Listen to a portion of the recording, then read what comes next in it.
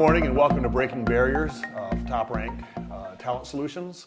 My name is Nicholas Ford. I'm a managing partner, and today we're with Ana Clymer. She's the Cultural Equity State Coordinator of Child Welfare Research and Training Project for Iowa State University and Department of Human Services, split in time between Linn County and Polk County. Polk County mostly. Thank you, Ana, for being with us today. Absolutely, thank you. We really appreciate having you here. Again, this is about what you guys do, and we're curious to learn more as well. So why don't you first maybe give us a little intro to you and what you do and your organizations. Absolutely. So I reflect on how I came to this work, and my disclaimer is always I have many homes that I call my communities. I was born in El Salvador and adopted into a wonderful, loving family in Benton County, Iowa. So I got to experience a few different things that have informed my pathway to the equity work. Including winners. Absolutely. Enjoying the winners here. But being able to have the background that I did have in being adopted in a small community in Benton County, our town was maybe 300 people total, all mostly German, Missouri Synod Lutherans, and a very rich family community, farming community. So for me, having that background that I bring with me to pursue my education, I started out at Kirkwood, decided then that maybe physical therapy wasn't my thing after having to memorize anatomy and physiology and all of those things, and decided I wanted to pursue social work, and ended up at the University of Iowa and got my degree there for social work. Much of my work has really been focused on working with children and families and communities across the state. In some of the efforts that I've been involved with more recently was involved with child welfare services specifically, so helping families that end up engaged with the child welfare system. So that kind of led me to the path that I'm on now, which is working statewide with a lot of entities and organizations that collaborate to focus on disproportionality and disparity in the child welfare system. Awesome. Any members of your team that you work with or special folks out there that help you that you want to mention or talk about a little bit? I think a lot of the leadership at the Department of Human Services, certainly Sandy Linn has been there to guide a lot of the equity efforts that have been focused around parent engagement, youth engagement, certainly looking at children of color in our system. When probably about 10, 12 years ago, the Department of Human Services really had to reflect on the amount of children of color in the foster care system in proportion to those in the population, and really reassessing what are we doing differently? How are we engaging with families, community? How are we recruiting and retaining employees that reflect the populations that we serve? So certainly a lot of the work that's happened in a lot of the state initiatives around community engagement, neighborhood networking, looking at policy and practice change, and really individualizing how we serve families and children has been led by a lot of the efforts at the Department of Human Services, and certainly in partnership with Iowa State University, University of Northern Iowa, and University of Iowa in a lot of collaborative efforts to develop learning exchanges, training opportunities, and knowledge building for staff and community as well. So let's talk a little about, obviously there's a need there, but since we were growing up in, like I said, Iowa, it's changed a lot. Can you talk about how that's changed enough where, I know how big of a need it is, and but let's share with our listeners, why it's so important and how the demographics have changed of that since we were first in Iowa. I think for some of the work that we've been doing, we recognize that our demographics certainly in Iowa have changed. We have a lot of growth in our Hispanic, Latinx communities, as well as continuing to expand our African American populations. We've been very welcoming to immigrant and refugee populations as well. So a lot of our demographics, even in some of our small towns, have seen rapid growth, and it's very reliant on the industries that come to those communities, whether they're meat processing plants or new opportunities in agriculture. They're bringing new demographics to communities, and even in some of my efforts with traveling the state with learning exchanges for Race, the Power of an Illusion and Understanding Implicit Racial Bias, in engaging smaller towns, just like I grew up in, and seeing how they have seen their communities change and then how their citizens have responded to that, both negatively and positively. Right. I think whenever there's a change in demographics, it's almost a moment of self-assessment to say, so who are we in this new era? How are we building bridges or sometimes building walls in regards to those coming into our community that are honestly helping to almost revitalize some of these communities.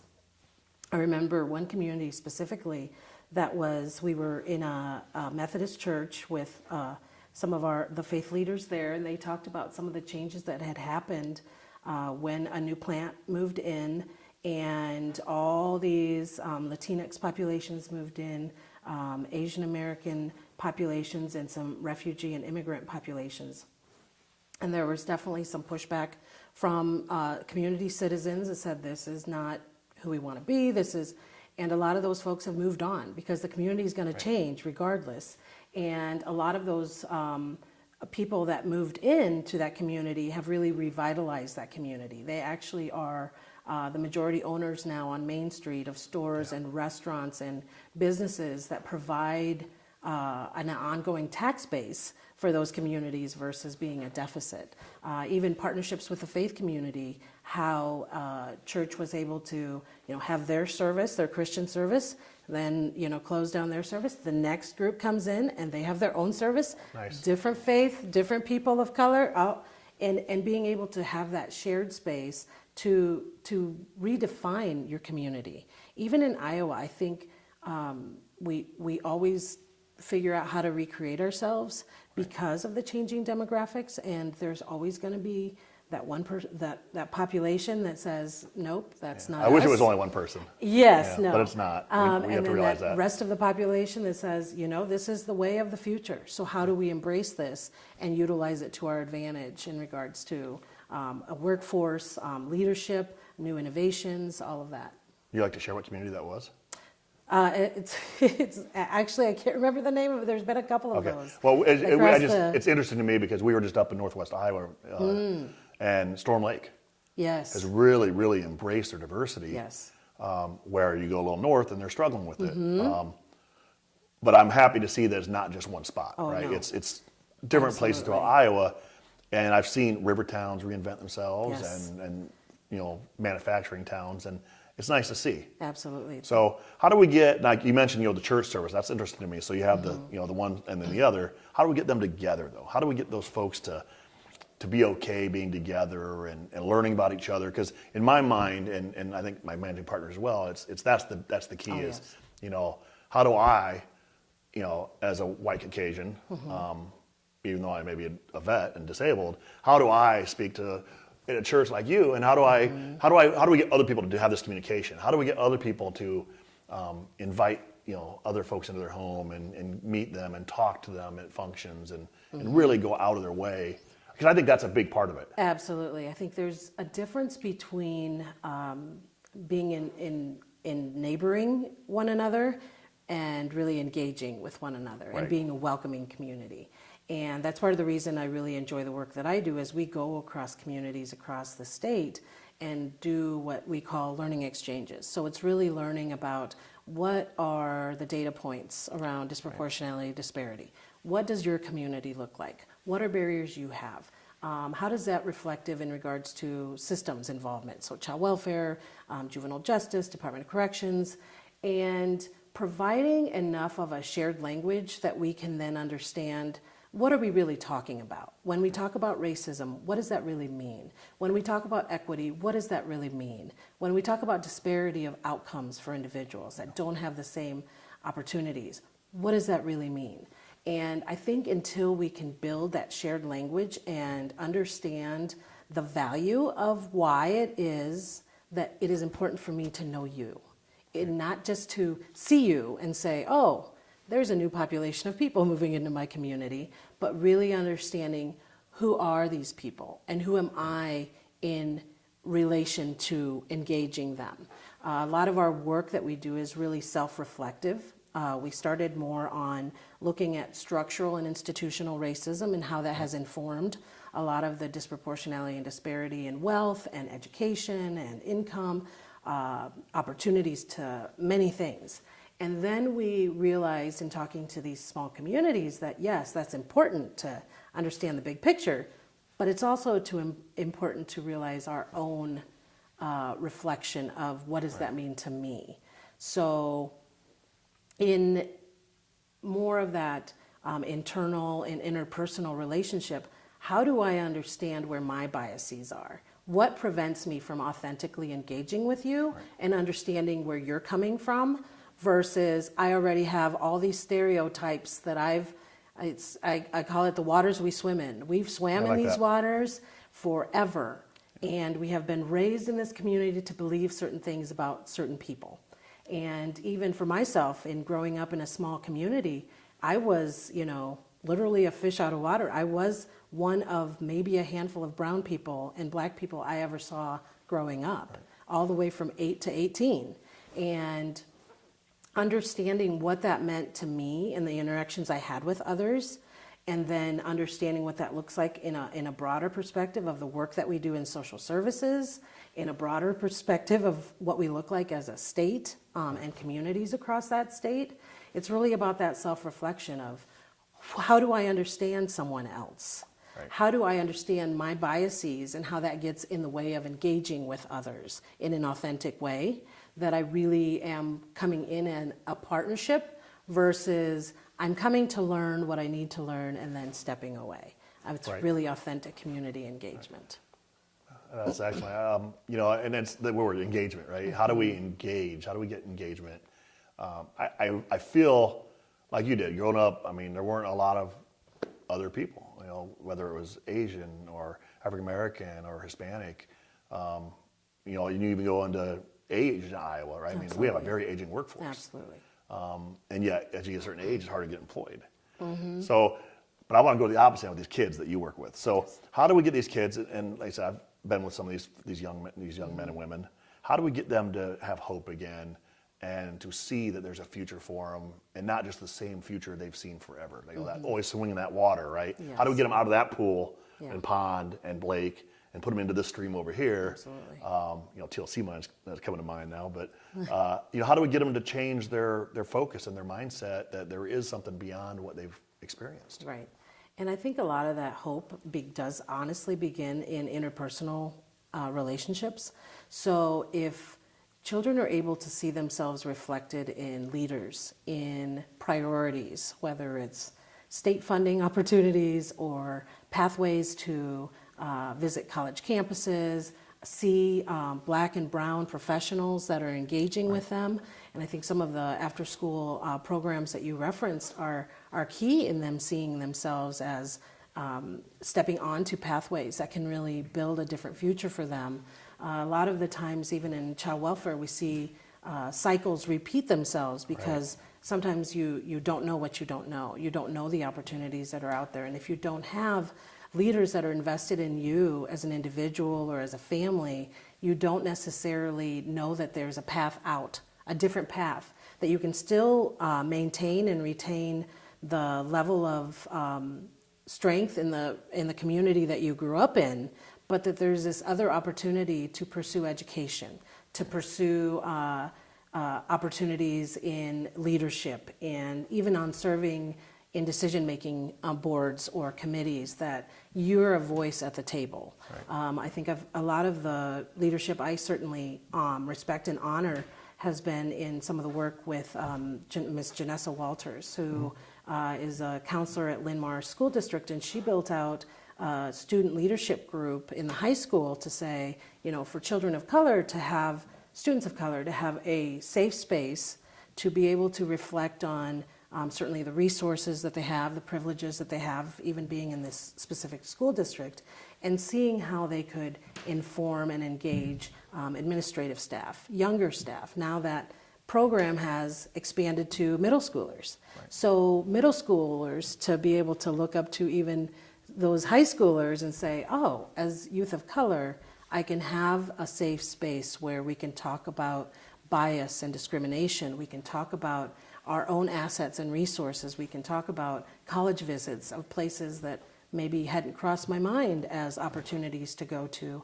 and pursue some of those next steps in their careers, in their educational promotion, all of those things. So I think there's a lot of richness in how people are trying to build those bridges, and even seeing how we're inviting youth to the table to be part of those discussions and those decisions is critical, and their families, because we can, from the outside of service providers, we can say, oh, this is what I see.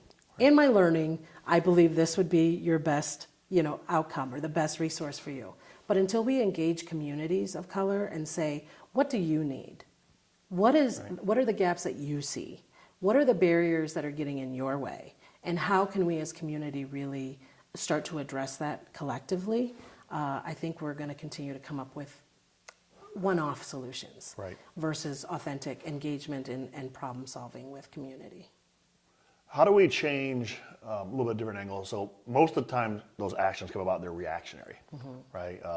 Cedar Rapids, prime example, young man gets shot, boom, we're going to do this. How do we make them more, precursors to this stuff happening, or proactively try to solve these problems so they don't get to the point where we have to be reactive as a community? I always like the saying, it takes a village to raise our youth. Well, let's have that village. I don't see us always having that village. I've seen a lot of improvement in it. You go to Storm Lake, there's improvement in it. Cedar Rapids, there's a lot of actions taken. Iowa City, Waterloo, there's actions being taken. But how do we get to where we're more proactive ahead of time as a community, especially, when you talk about from the other side, how do we get people to really want to be more proactively involved in these problems and solutions? Or how do we even find, like you talked about, what the root cause is. I like that phrase. What's the root cause of these problems? And I think people know them, but we don't seem to talk about them. How do we get those hard conversations out? Yes. Well, and I think it goes back to your comment about interpersonal relationships. So how do we get beyond our own bubbles of circles, our own circles of those relationships, to understand what is going on in our community? And the only time we pay attention is when something happens in a certain zip code and we're like, that makes sense. Yeah. That would happen there. Versus saying, how am I engaging 24/7, 365 days a year in order to authentically engage with people that are different than me? I think a lot of times we undervalue how important it is to understand the historical context of what creates communities. And when there are zip codes that are left out of decision-making tables, policy and practice changes, those knee-jerk responses of this is what we need, we miss the point. We need to authentically engage all along the way, and not just when something bad happens. Because a lot of good things happen every day in those communities as well. And only when something gets the media attention do we then say, we have to do something about this. Who's the we? Yeah. And are we including everyone? One of the learning opportunity I had in Minneapolis was actually a quote, I think from the disabilities world, and it says, nothing about us without us is for us. I like that. So really taking that, I think it's an African proverb actually, but I do like that. That's good. I'm about to write that down later. I like that one. It's really about that. It's some of the work with Safe, Equitable, and Thriving Task Force, I think, started to address that, of looking at what is the data telling us about where we have opportunities and where we don't.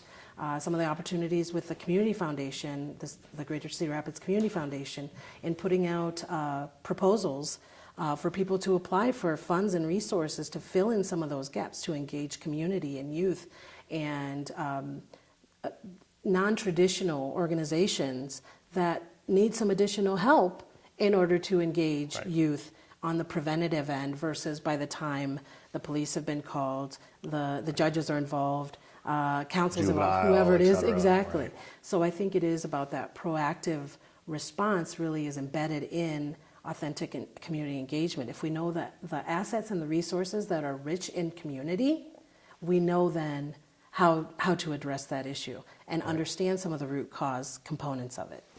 That's excellent. I think we're going to take a quick break, and Okay. and we'll get more into this because this is really a good conversation that I think needs to be had. Hopefully, other people will have this conversation as well. Absolutely. But we're a start, right? Absolutely. So once again, I'm Nick Ford, I'm managing partner at Top Rank, and we'll take a quick break. And our next session, we'll delve even more into some of the issues going on in our area and how we're solving them and how Anna's tackling these issues. So in her group. So thank you very much, and stay tuned.